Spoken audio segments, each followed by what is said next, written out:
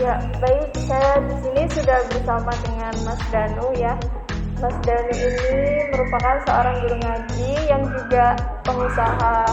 Nah, di balik kisahnya itu banyak ya perjuangan yang beliau lewati. Nah, buat lebih tahu kelanjutannya, bisa nih kita dengerin cerita dari Mas Danu. Gimana nih Mas, awal mula dari guru ngaji ini di umur berapa? Ya baik, Assalamualaikum warahmatullahi wabarakatuh. Kadang saya kalau disebut ya kalau guru ngaji kan kapasitasnya banyak tingkatan ya. Kalau disebut ustadz pantas juga, karena saya ilmunya masih sedikit. Ya saya ngaji anak-anak kecil, artinya ya dari ilmu yang saya punya. Dan itu saya mulai sejak saya masih sekolah. Itu saya kelas 2 SMA. Kelas 2 SMA itu saya sudah mulai aktif di kegiatan masjid. Sebenarnya dari sebelumnya juga saya selalu mengikuti kegiatan-kegiatan masjid gitu. Nah, tapi di kelas 2 SMA itu karena saya diberi amanah untuk menjadi warisman masjid, sehingga saya banyak ngumpulin teman-teman lingkungan sekitaran itu untuk meramaikan dengan segala kegiatan. Nah, setelah Risma itu pasang surut, namanya Risma itu banyak pasang surut, dulu saya ngalami itu. Artinya bagaimana sih supaya anak muda di masjid ini bertahan sampai jangan cuma beberapa waktu tapi untuk selamanya gitu. Saya berpikir itu ya harus dibangun sebuah pendidikan, sehingga mulai saat itulah saya dengan anak-anak yang sering sholat jamaah di masjid itu seadanya pada maghrib saya tawari ayo ngaji. Nah dari situ mulai banyak mereka kawan-kawan anak-anak kecil itu banyak ngajak kawan-kawannya gitu.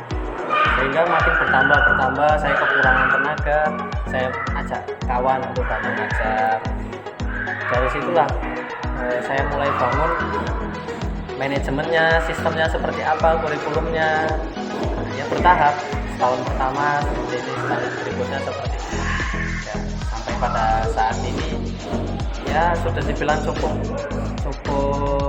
artinya sistemnya sudah ada, meskipun nggak berjalan 100%, tetapi paling tidak sudah lebih baik, sangat jauh lebih baik. Karena terus terang di lingkungan ini kan dari dulu belum ada, bukan cuma di lingkungan ini ya, bukan cuma di lingkungan masjid, bahkan satu kelurahan kalau saya perhatikan. Karena sekarang di satu kelurahan ini aja yang masih eksis itu ya TPA yang saya kelola ini, artinya yang santrinya cukup banyak dan kepercayaan masyarakatnya. Nah santri sekarang nggak cuma hanya sekitaran masjid, tapi banyak dari daerah yang jauh dari masjid TPA di sini. Ya, gimana sih cara Mas Danu memanage antara TPA sama usahanya Mas, atau mungkin ada kesulitan gitu? Itu dari ini sendiri ya, dari jiwa saya sendiri dan dari pola pikir yang saya bangun dari ilmu-ilmu agama yang saya pelajari, dari ilmu-ilmu yang saya pelajari, saya kombinasikan. Artinya keyakinan kita terhadap sesuatu itu ya harus didasari dari ketaatan sama yang menciptakan kita. Kalau kita tidak taat, kita melakukan kerjaan apapun itu kayak bertepuk sebelah tangan gitu. Artinya kita mengandalkan siapa? Sedangkan satu-satunya yang hanya bisa diandalkan itu hanya Allah. Kita nggak bisa berharap sama selain. Nah, sehingga saya mengatur waktunya. Saya banyak mempelajari ilmu-ilmu bisnis gitu, tapi tidak semuanya saya praktekkan. Saya praktekkan sesuai dengan kapasitas bisnis yang saya jalani, sehingga nggak terlalu sesibuk itu gitu. Saya membagi waktu, karena dulu saya juga kan santri lah, sampai sekarang ya masih santri juga. Itu ya kalau dikasih waktu 24 jam ya diparuh lah, setengahnya untuk nyari dunia, setengahnya untuk cari akhirat gitu. Sehingga nggak diborong semuanya ngurusi dunia atau ngurusi akhirat sehingga dunianya terlantar gitu. Ya dibagi dua. Itu saya diajari guru sih. Ketika dikasih waktu sama Allah satu hari, ya kita bagi dua lah, untuk ngurusi agamanya kita ada, untuk ngurusi dunianya kita ada. Salah satu yang saya pakai itu adalah keyakinan bahwasanya kalau kita nolong agama Allah, pasti urusan dunia kita dibantu. Kalau kita ngurusi agamanya Allah, pasti urusan kita akan dipermudah dibantu. Sehingga sebenarnya ya secara persentase saya itu lebih banyak ngurusi TPA dibanding ngurusi bisnis. Tapi bisnis saya bisa beres. Kesulitan alhamdulillah terselesaikan, itu masalah-masalah banyak terselesaikan, persoalan-persoalan ada solusinya gitu. Karena apa? Apalagi sekarang saya di TPA sudah banyak guru yang bantu ya. Total kan asatidz saya itu ada 13-14 orang yang ngajar di sini. Nah, sehingga ya kalau siang saya aktivitas ngurusi bisnis, kalau TPA kan hanya malam, hanya pada maghrib sampai isya. Tetapi tidak sesimpel itu ngurusi TPA hanya pada maghrib sampai isya, karena permasalahan TPA itu tidak hanya di waktu ngaji, tapi bagaimana cara mengembangkannya, terus menyusun kurikulumnya, terus menyelesaikan berbagai persoalan, apalagi ini sifatnya sosial kan, masyarakat, sehingga tidak struktur seperti yang pendidikan formal gitu. Kalau pendidikan formal kan strukturnya jelas segala macam, tanggung jawabnya jelas ke pemerintahan, ke kementerian. Nah kalau TPA seperti ini ya kita ini sendiri paling kalau saya itu sering cari cara memanajemen gitu. Ilmu-ilmunya dari mana? Saya kebetulan ada yang lebih dahulu sudah besar juga kalau TPA-nya. Jadi saya banyak dapat ilmu dari situ untuk mengelola, sehingga saya nggak kehabisan ide untuk selanjutnya ini seperti apa untuk dikelolanya gitu. Karena kan saya nggak ada perintah dari kementerian untuk harus melaksanakan kurikulum ini, nggak nih. Kurikulum saya rancang sendiri dengan pengalaman ilmu yang saya dapat. Kalau untuk bagi waktunya ya seperti itu. Ya siang saya usaha ngurusin bisnis. Kalau sudah wayannya ngurusin TPA ya saya ngurusin TPA. Kegiatan-kegiatan juga. Saya nggak terikat waktu gitu. Jadi saya bisa leluasa untuk ngurusin apapun. Mungkin ada pesan-pesan nih dari Mas Danu buat anak kaum muda di luar sana tentang agama. Ya agama itu satu-satunya yang kita perjuangkan itu hanya ketaatan kita, tidak ada yang lain. Iman itu kan harus ditingkatkan terus. Yang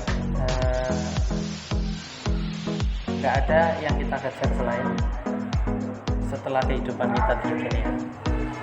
Makanya cita-cita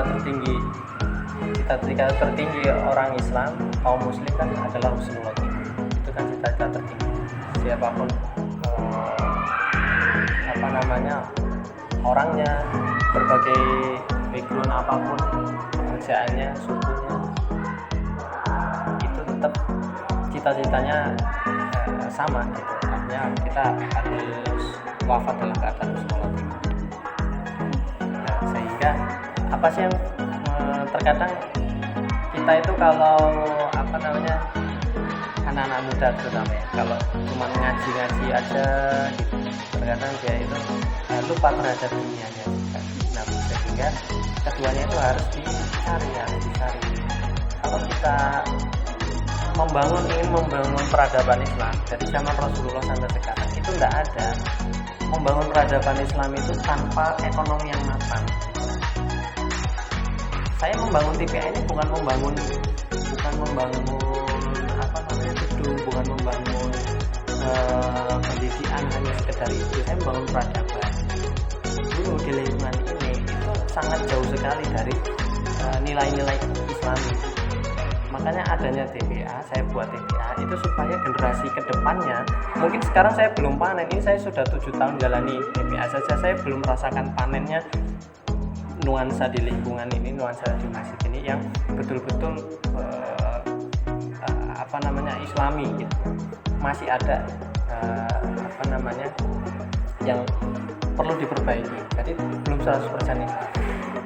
Belum seperti lingkungan pesantren, belum seperti lingkungan pondok gitu, artinya lingkungan. Tapi jauh lebih baik dibandingkan sebelumnya.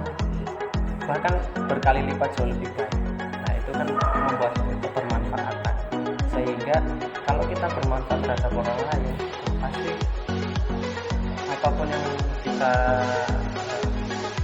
masalah yang kita dapat, persoalan yang kita jalani itu ada solusinya. Karena kita ngandelin terhadap siapa yang menciptakan kita, yang mengatur segala kehidupan. Kita hanya ngandelin itu aja. Makanya harus dibangun keduanya. Kita ngebangun spiritualnya supaya imannya lebih kuat, taat lagi, dan kita harus bangun juga kehidupan kita di dunia. Jadi jangan sampai kita di dunia ngemis-ngemis, terlantar, kesulitan apa-apa. Kalau disuruh milih, lebih baik jadi muslim yang biasa saja atau muslim yang kaya. Saya jadi muslim yang kaya. Saya bisa sedekah lebih banyak. Naik haji kalau tidak pakai uang, bagaimana caranya dapat uang? Ya ada memang orang-orang yang terpanggil bisa tanpa uang, artinya tanpa perlu mengeluarkan uang besar. Banyak cerita-cerita sukses seperti itu kan sampai ke Mekah. Tapi kan hanya segelintir orang. Lebih baik menjadi muslim yang kaya. Makanya sebaik-baik harta itu di tangan orang yang beriman. Nggak ada harta itu menjadi lebih manfaat kecuali di tangan orang yang beriman. Kalau di tangan orang beriman pasti akan lebih manfaatnya lebih besar. Jadi kesimpulannya adalah orang-orang yang beriman itu harus kaya. Itu harus ditanamkan dalam diri kita. Jadi perjuangan kita itu jelas, kita tuh mau ngapain. Jangan cuma kerja-kerja atau cari duit mau ngapain gitu. Jangan cuma ngaji-ngaji aja, nggak ibadah-ibadah aja, nggak mikirin dunia juga nggak bagus. Harus sama, harus imbang. Dunia dicari ya akhiratnya dicari juga. Ya, baik, itu tadi kisah inspiratif dari Mas Danu, seorang guru ngaji yang juga pengusaha. Terima kasih Mas Danu, semoga bermanfaat buat kita semua. Terima kasih.